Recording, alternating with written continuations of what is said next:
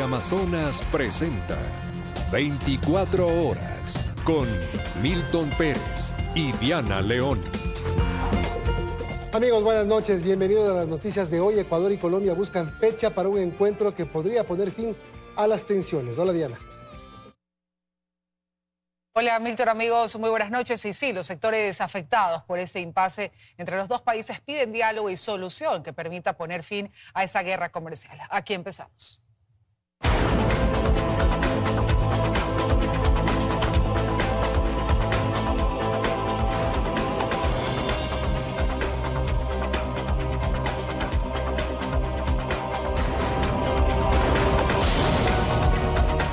En medio de una guerra comercial entre Ecuador y Colombia, la canciller Gabriela Sommerfeld hace una contrapropuesta de fecha para reunirse con autoridades colombianas y tratar temas arancelarios.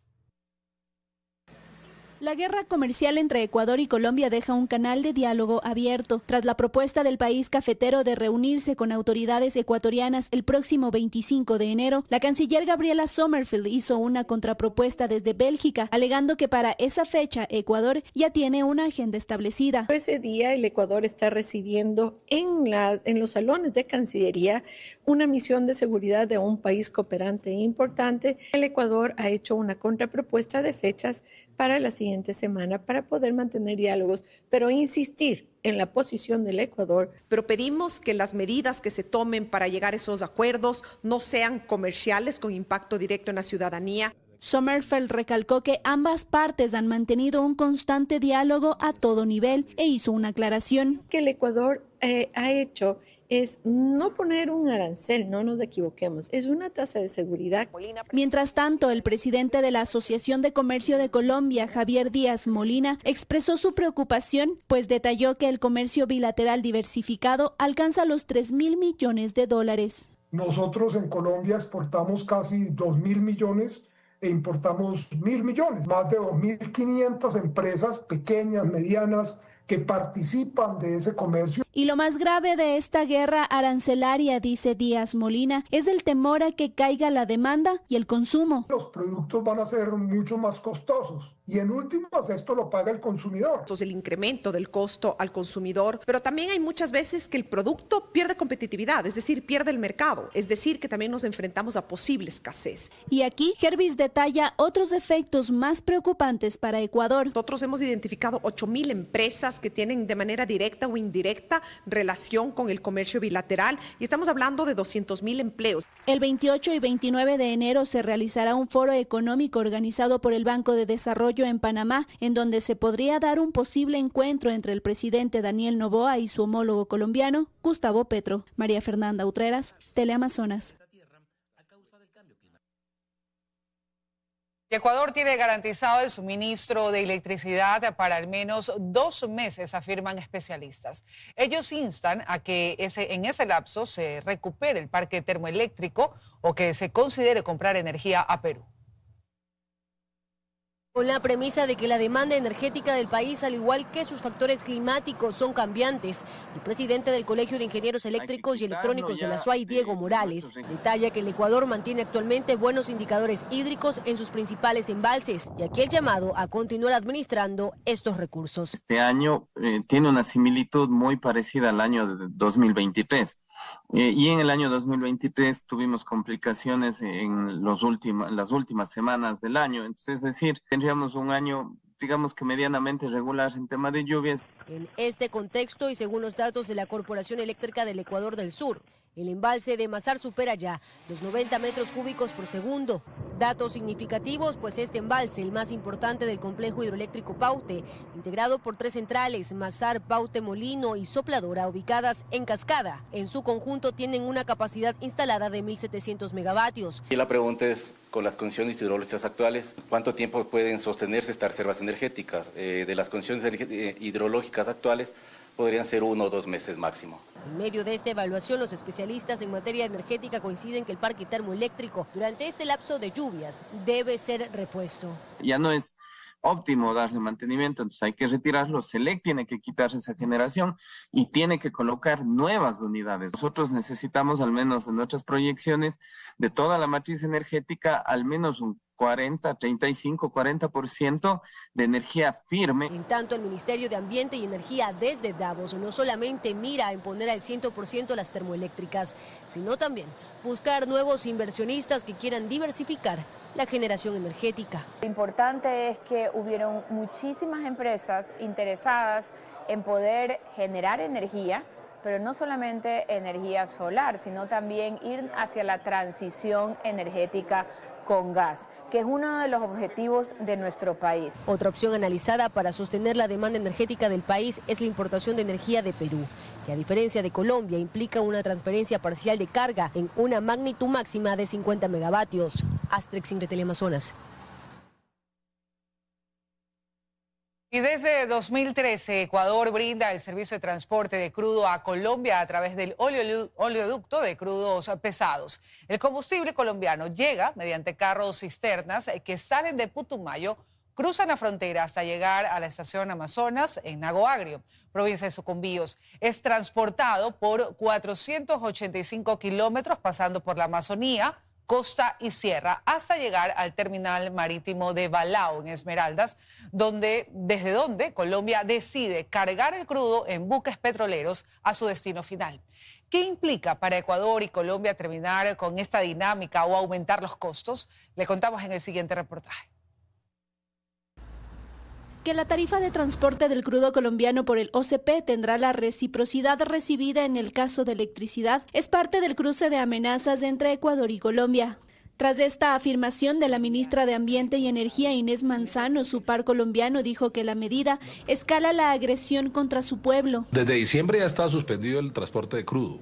Entonces, por una medida, un cierre fronterizo que ya conocíamos, habrá que ver con los actores, porque aquí hay actores privados y públicos, el mayor es Ecopetrol. Habrá que abrir precisamente en estas circunstancias una oportunidad de restablecer el oleoducto trasandino. Tienen un oleoducto, el oleoducto trasandino, el OTA, que generalmente sufre de voladuras. Entonces, el hecho de tener un oleoducto que está cercano a la frontera, a Colombia le da la oportunidad de sacar esa producción que está localizada en la región del Putumayo. Aunque la producción de petróleo colombiano es variable, expertos estiman que cada día se transportan al menos 6.000 barriles diarios de crudo por el OCP ecuatoriano a un costo de $3.50 del barril.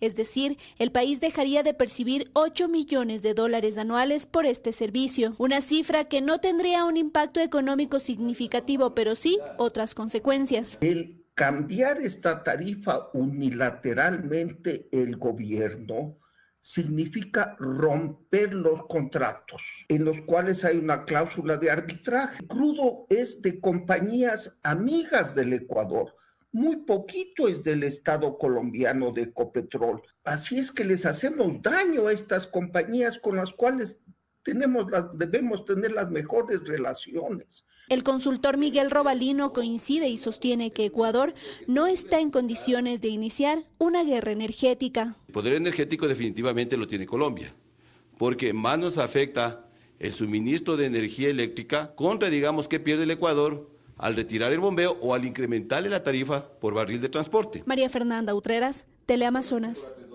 500.000 toneladas de carga se transportan cada año en la frontera entre Ecuador y Colombia. Por ello, transportistas temen que la aplicación de la tasa de seguridad disminuya sus viajes y signifique una pérdida de empleo.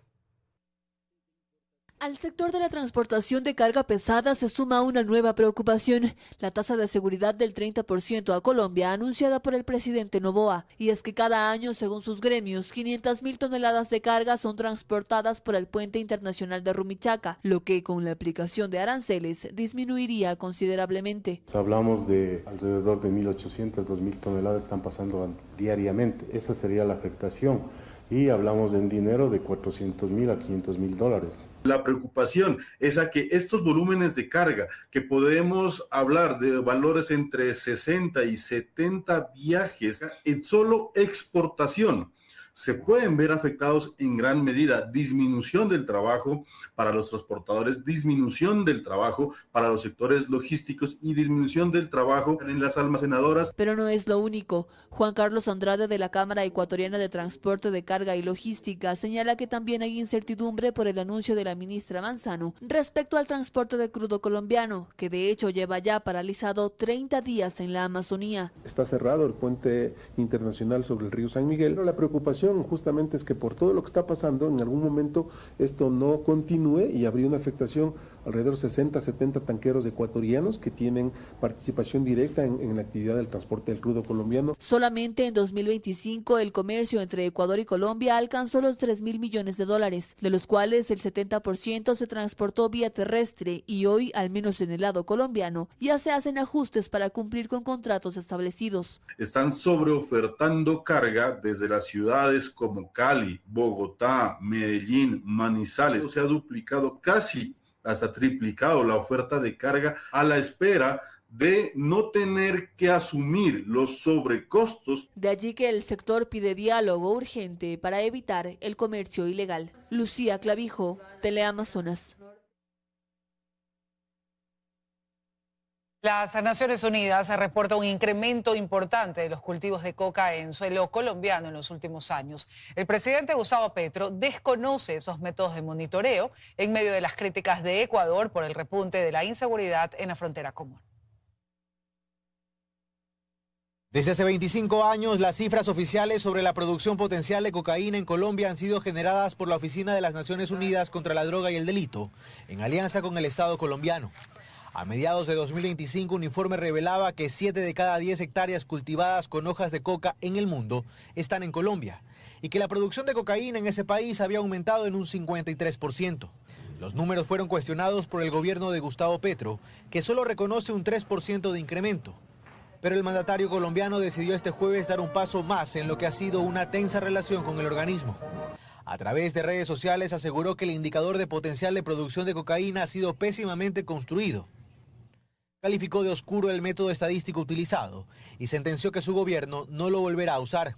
Ocurre en medio de una escalada de tensiones con el gobierno ecuatoriano que ha colocado sanciones comerciales a Colombia por, argumentan, la falta de cooperación en materia de seguridad en la frontera común. Petro respondió este jueves. Dejan pasar cocaína. ¿La culpa es del colombiano o del ecuatoriano?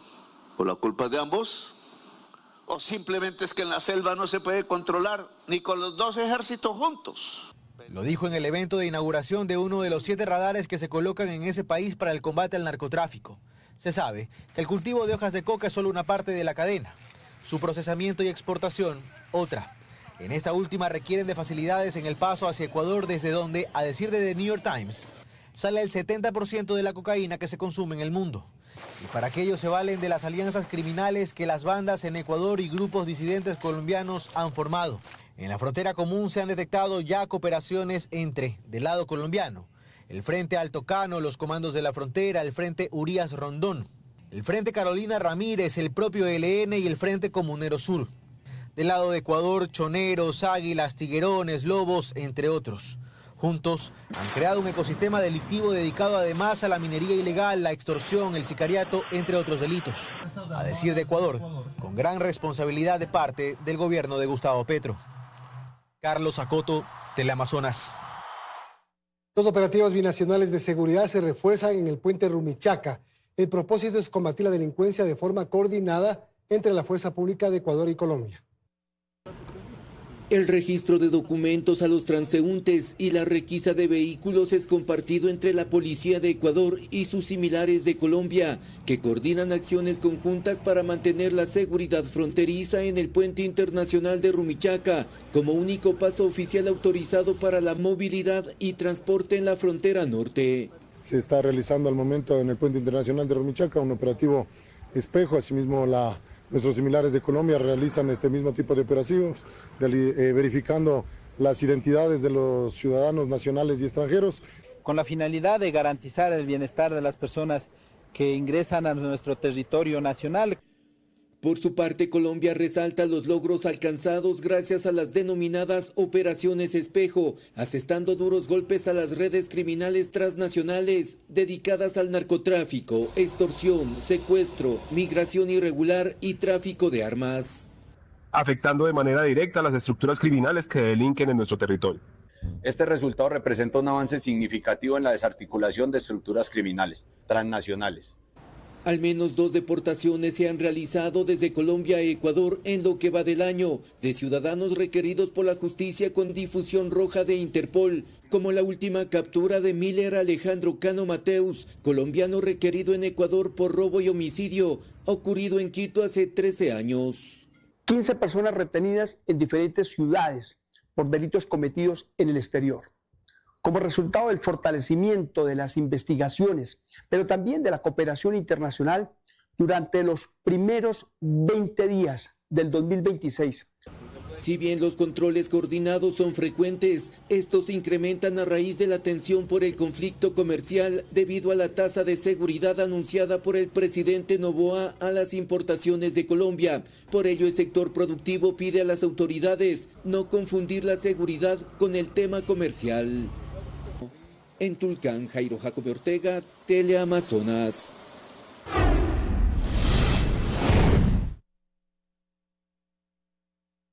Inversiones directas y trabajo para ecuatorianos son algunas promesas del acuerdo de facilitación de inversiones sostenibles firmado entre Ecuador y la Unión Europea en el marco de la visita de Daniel Noboa a Bélgica. Valerie Villalba, desde Bruselas, nos cuenta más. Valerie. ¿Qué tal? ¿Cómo están en estudios? Excelente noche para todos. Seguimos aquí en Bruselas, en Bélgica, para hablar de la agenda oficial del presidente de la República, Daniel Noboa, en este país. Porque además de la reunión con el sector empresarial y demás representantes diplomáticos, hoy fue un día importante. ¿Y por qué se los decimos? Porque se ha firmado un acuerdo de facilitación de inversiones sostenibles con la Unión Europea y Bélgica, siendo de esta manera el primer país de América Latina en concretar ese tipo de acuerdos, que lo que promete es más inversiones directas y además trabajo para las familias. Pero para seguir hablando de esta agenda oficial del presidente de la República, tenemos a continuación el siguiente resumen. Luego del Foro Económico de Davos, el lugar escogido ahora es Bruselas, como parte de la visita oficial del presidente Daniel Noboa en Europa. Esta primera jornada estuvo marcada por reuniones con el sector empresarial, buscando alianzas en áreas estratégicas, fortaleciendo la relación bilateral entre ambas naciones. Esto va a garantizar y tener inversiones de calidad en el Ecuador, ¿no?, de parte de los países de la Unión Europea. O sea, esta es una herramienta tecnológica a través de la cual todo el proceso, ¿no?, que tiene una inversión va a ser a través de una herramienta, de un workflow, ¿no?, de un sistema, ¿no?, en el cual van a estar conectadas las diferentes instituciones, ¿no?, para que vaya controlando todo el proceso. Después, en la sede del Parlamento Europeo, se dieron avances sobre la exención del visado Schengen, cuya reunión calificaron de fructífera, pero en donde también se conversó de la seguridad y la intención de reforzar la cooperación con entidades como Europol, que ha sido clave en la lucha contra el crimen organizado transnacional. Ya para la tarde, el primer mandatario mantuvo reuniones tanto con el primer ministro de Bélgica, Bart de Wever, y demás delegados políticos, así como también el rey Felipe, esta última de carácter privado. Y así, se cumple con esta visita oficial cuya intención es fortalecer la cooperación y relaciones bilaterales entre Ecuador y la Unión Europea. Bien, y para cerrar esta visita oficial en Bélgica, se tiene previsto que el día de mañana el presidente Daniel Noboa llegue hasta Brujas, una ciudad bastante cercana acá a Bruselas y que es considerada como una de las más hermosas del mundo, en donde tendrá una reunión protocolaria con el alcalde de esa ciudad y además de eso recibirá las llaves de la ciudad. Así que es todo lo que podemos comentarles en esta agenda. Luego de esto, él retornará al país, así que los mantendremos informados en las siguientes emisiones. Con esto me despido, que todos tengan una excelente noche. Hasta luego. Gracias, Valerie. Roger Tumali, hasta hoy director nacional de asesoría jurídica del Consejo de la Judicatura y hombre de confianza de Mario Godoy, renunció al cargo tras hacerse pública una denuncia que lo involucra en un caso de violencia sexual contra una funcionaria de la institución. Tumali es señalado también por supuestamente emprender una persecución interna en contra de la funcionaria que lo denunció. Esta noche el Consejo de la Judicatura en sesión extraordinaria conocerá la renuncia del funcionario.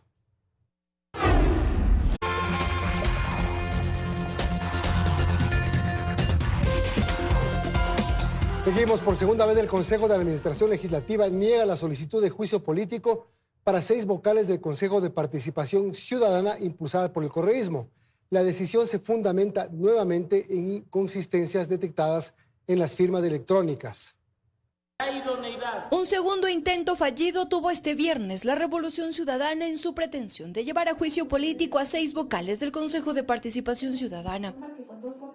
Y es que el Consejo de Administración Legislativa, con 6 votos a favor, negó el pedido. Esta segunda vez también por inconsistencias en la firma. En este informe de la Unidad Técnica Legislativa se explica que no se encontró la firma del proponente. Resulta bastante alarmante y no es un tema menor que el señor Molina ingrese el juicio político, pero no sé si es tal vez adrede o un problema de los asesores, pero no firma juicio político que presenta.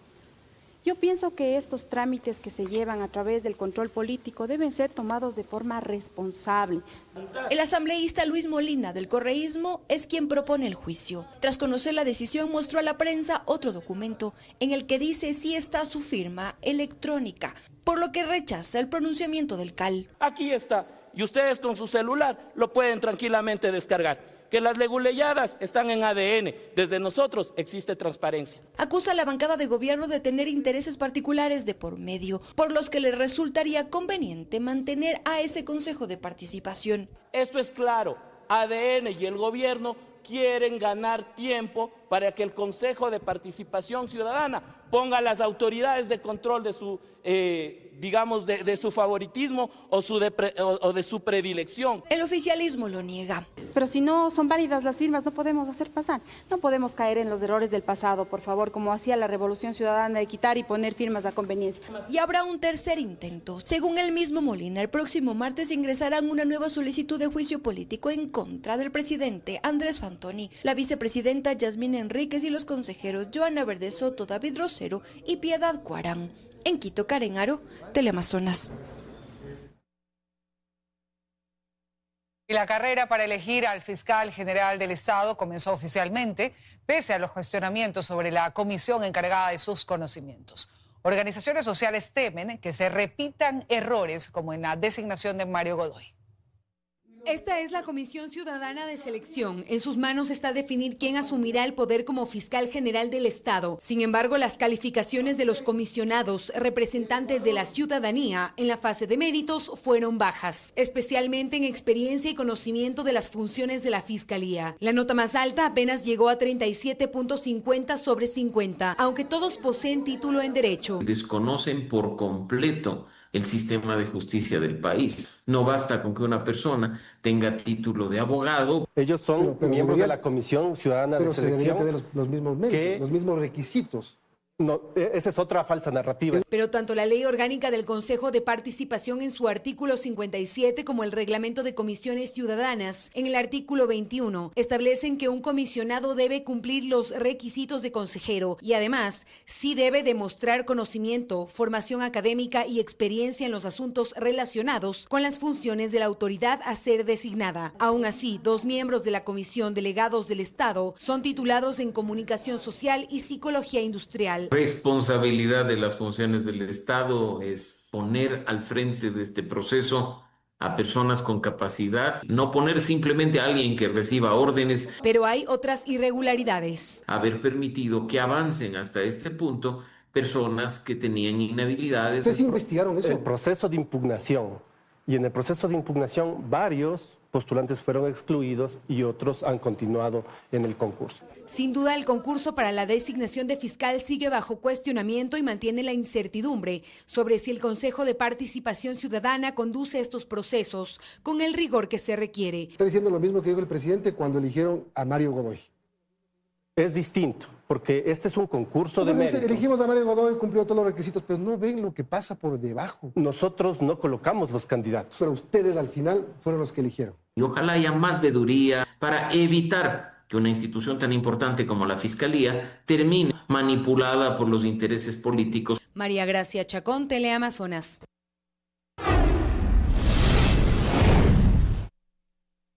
Más de 1 tonelada de droga, cerca de 15 detenidos, un hombre liberado tras un día de cautiverio son parte de los resultados de la policía, aunque mientras se ejecutaban allanamientos en Durán, 3 personas fueron asesinadas en Guayaquil.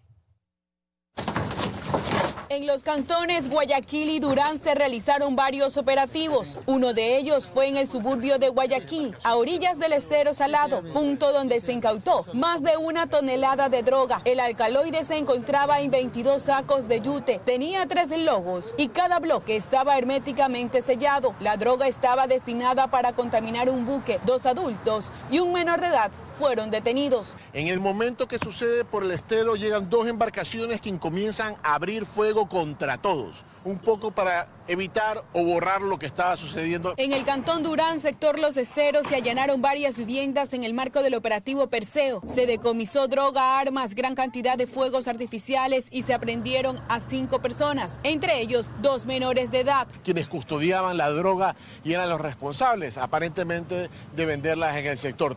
Por otro lado, como parte del operativo Libertad en Florida y Progreso, la policía detuvo a 8 personas, entre ellos un adolescente, quienes extorsionaban e incluso intentaron incendiar un patio de vehículos. Del menor de edad que se menciona acá, quien es el responsable de querer quemar el patio, este es el GDO Los Tigrones. Tras un día de cautiverio, un comerciante peruano fue liberado y entregado a sus familiares. El hombre se movilizaba en la vía El Empalme cuando fue secuestrado. Los delincuentes exigían $20.000 para su liberación. 3 hombres que registran antecedentes penales y una mujer fueron detenidos.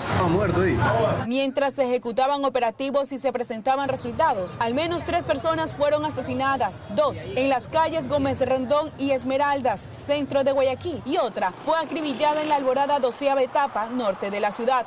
Erika Vera, Teleamazonas.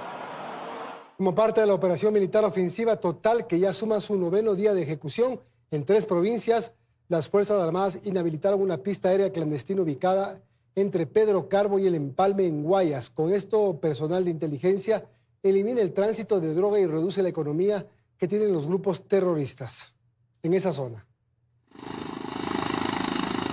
Esta pista tiene 1.600 metros de longitud por 10 metros de ancho.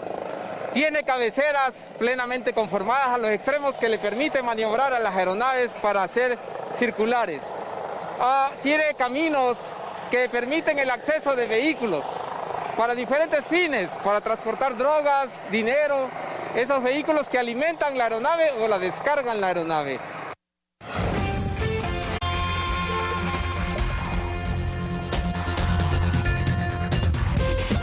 Seguimos, aunque no habría participado en su derrocamiento en 2025, Delcy Rodríguez sostuvo conversaciones con Estados Unidos para asumir un gobierno de transición en Venezuela, una vez que Nicolás Maduro quedara fuera.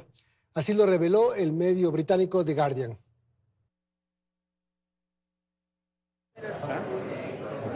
Delcy Rodríguez aseguró cooperación de Estados Unidos ante captura de Maduro. Juro por el pueblo de Venezuela. Es el titular de una reveladora publicación del medio The Guardian que este viernes sacó a la luz detalles de lo que sucedía tras bastidores meses antes de la captura de Nicolás Maduro y su esposa. El medio cita fuentes cercanas a las conversaciones que se produjeron, pero no revela nombres.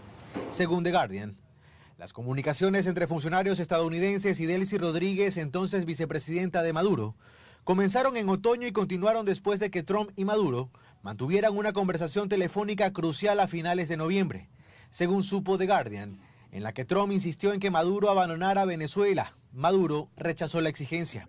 Y ante este escenario, según revelaron fuentes, Delcy empataba con la idea de que Maduro debía irse y prometía trabajar con lo que sea que surja después. Según The Guardian, Marco Rubio se mantenía escéptico sobre trabajar con elementos del chavismo, pero optaron finalmente por hacerlo con el fin de no desatar el caos tras la caída de Maduro. Por eso, tras la intervención de Estados Unidos, Donald Trump informó de las conversaciones que se habían mantenido, aunque Rodríguez lo negaba. Y es que la ahora presidenta interina, describen las fuentes de The Guardian, se negó a traicionar de frente a Maduro.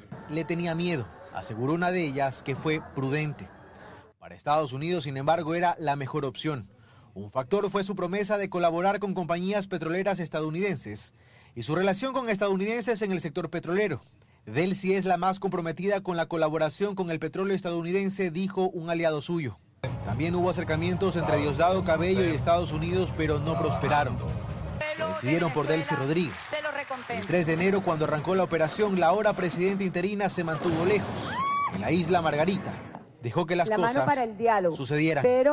Carlos Zacoto, Teleamazonas. Ante las investigaciones de Fiscalía y Contraloría General en el caso Austral Technical Management, Hugo Mena, exgerente de Termo Esmeraldas, desvinculado, remitió a ese canal una comunicación. En ella descarta su participación y responsabilidad en la administración del contrato con la ATM. Mena afirma que este instrumento fue gestionado por la Unidad de Negocios de Electroguayas. Finalmente, niego cualquier vínculo personal con funcionarios mencionados y reafirmo que mi trayectoria profesional se ha caracterizado por la transparencia y el respeto a la ley.